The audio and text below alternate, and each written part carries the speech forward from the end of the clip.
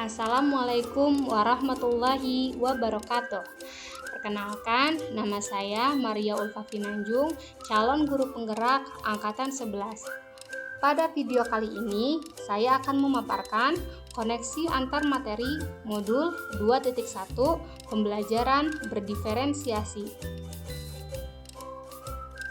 Apa yang dimaksud dengan pembelajaran berdiferensiasi? Pembelajaran berdiferensiasi ialah pembelajaran yang dilaksanakan berdasarkan keputusan yang diambil oleh guru dengan mempertimbangkan kebutuhan murid. Lalu, bagaimana pembelajaran berdiferensiasi dapat dilakukan di kelas? Pembelajaran berdiferensiasi dilakukan di kelas dengan terlebih dahulu mengambil keputusan berdasarkan pertimbangan sebagai berikut. 1. Tujuan pembelajaran yang didefinisikan secara jelas. 2. Lingkungan belajar yang mengundang murid untuk belajar. 3. Merespon kebutuhan murid. 4. Manajemen kelas yang efektif. 5. Penilaian yang berkelanjutan. Setelah mengambil keputusan berdasarkan pertimbangan-pertimbangan tersebut, guru lalu melakukan pembelajaran berdiferensiasi dengan langkah-langkah. 1. Menentukan tujuan pembelajaran. 2. Menganalisis kebutuhan murid. 3. Menentukan strategi berdiferensiasi. 4. Melakukan pembelajaran berdiferensiasi di kelas. 5. Melakukan penilaian secara berkelanjutan. Bagaimana pembelajaran berdiferensiasi dapat memenuhi kebutuhan murid dan membantu mencapai hasil belajar optimal? Guru terlebih dahulu melakukan analisis kebutuhan belajar murid melalui 3 hal. Pertama, kesiapan belajar yang berkaitan dengan kapasitas untuk mempelajari materi, konsep, atau keterampilan baru. Kita dapat menggunakan sebuah alat yang bernama The Equalizer yang berfungsi untuk mengukur kesiapan belajar murid. Yang kedua ialah minat belajar murid. Tomlinson mengatakan bahwa tujuan melakukan pembelajaran berbasis minat diantaranya ialah membantu murid menyadari bahwa adanya kecocokan antara sekolah dan kecintaan mereka sendiri untuk belajar, mendemonstrasikan keterhubungan antara semua pembelajaran, menggunakan keterampilan atau ide yang dikenal murid sebagai jembatan untuk mempelajari ide atau keterampilan yang kurang dikenal atau baru bagi mereka, dan meningkatkan motivasi murid untuk belajar. Hal yang ketiga yang dapat dilakukan oleh seorang guru untuk menganalisis kebutuhan belajar murid ialah profil belajar murid. Profil belajar murid mengacu pada cara-cara yang digunakan oleh seorang murid untuk belajar dengan versi terbaik mereka.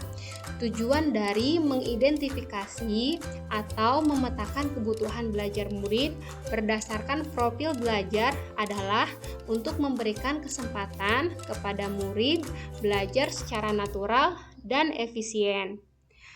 Adapun beberapa faktor terkait profil belajar diantaranya preferensi terhadap lingkungan belajar, pengaruh budaya, preferensi gaya belajar, dan preferensi berdasarkan kecerdasan majemuk.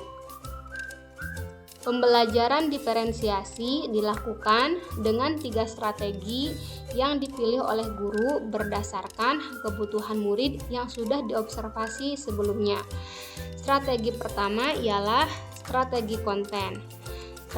Strategi konten meliputi keberagaman materi yang akan diajarkan kepada murid kita. Konten bisa dibedakan terhadap minat, kesiapan belajar, atau gaya belajar murid atau bisa juga terhadap kombinasi dari ketiga aspek pemetaan kebutuhan murid tersebut. Yang kedua ialah strategi proses. Proses yang dimaksud mengacu pada bagaimana murid memahami atau memaknai informasi atau materi. Dengan kata lain, aktivitas murid dibuat dengan beragam. Yang ketiga adalah strategi diferensiasi produk. Hal ini berkaitan dengan tagihan yang kita harapkan dari murid. Produk adalah hasil pekerjaan atau unjuk kerja yang ada wujudnya. Dalam menentukan sebuah produk, guru dapat melihat hasil analisis kesiapan belajar maupun minat belajar murid maupun berkaitan dengan profil belajar murid.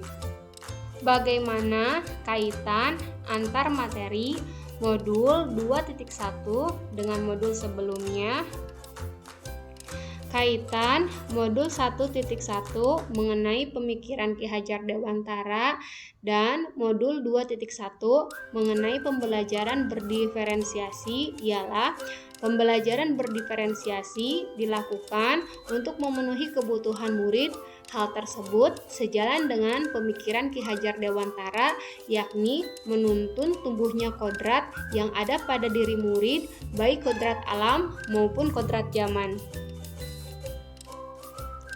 Kaitan modul 1.2 mengenai peran dan nilai guru penggerak dengan modul 2.1 mengenai pembelajaran berdiferensiasi. Sejalan dengan pembelajaran berdiferensiasi, guru penggerak memiliki nilai berpihak pada murid. Selain itu, terdapat nilai inovatif serta reflektif yang berkaitan dengan penilaian yang berkelanjutan.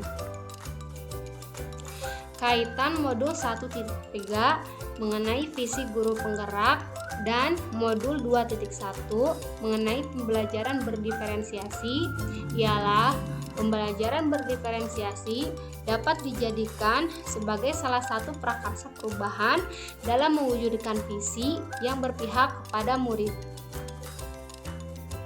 Kaitan modul 1.4 mengenai budaya positif dengan modul 2.1 mengenai pembelajaran diferensiasi ialah penerapan budaya positif membantu terlaksananya pembelajaran berdiferensiasi melalui strategi diferensiasi konten, diferensiasi proses maupun diferensiasi produk. Demikian pemaparan saya mengenai koneksi antar materi modul 2.1. Semoga bermanfaat. Terima kasih. Assalamualaikum warahmatullahi wabarakatuh.